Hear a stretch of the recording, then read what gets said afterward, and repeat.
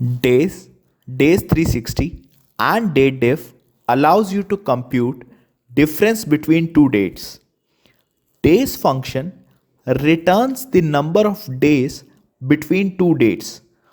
For example, when we take 31st December 2021 as the end date and 1st January 2021 as the start date, it returns 364 days. We have already discussed earlier that dates are basically stored as sequential numbers in Excel. So if we convert these two dates into number and perform a subtraction, we will get 364. Days 360 function returns the number of days between two days based on a 360 days year. So if we subtract these two dates again using days 360, we got 360 instead of 364. This function is used in very specific cases. DateDiff also returns the difference between two dates and it has the potential to return the difference in terms of days, months and years. By default, DateDiff does not appear automatically in Excel, but if you use it, it works well. The first parameter for DateDiff is the start date. The second parameter for DateDiff is end date. And the third parameter decides if the difference should be returned in terms of days, months or year.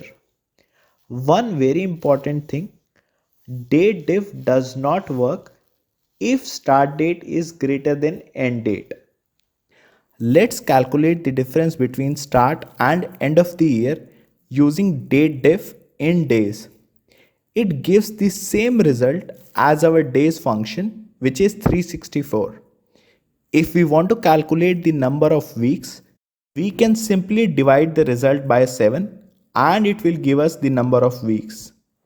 If we choose M as the third parameter, it will give the difference in terms of months. Notice it is giving the difference as 11 instead of 12 even when these dates are almost 12 months apart, which is because DateDiff with M returns the number of full months between two dates. Even if one day was pending, it did not include that month. If we change the date to 1st January 2022, it will give 12 months. Same hold for DateDiff with Y option as well. For 31st December 2021, it returned 0 because both the dates fall in the same year.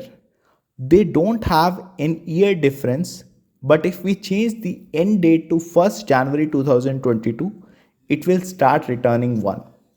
I hope this clarifies the usage of days, days 360 and DateDiff functions.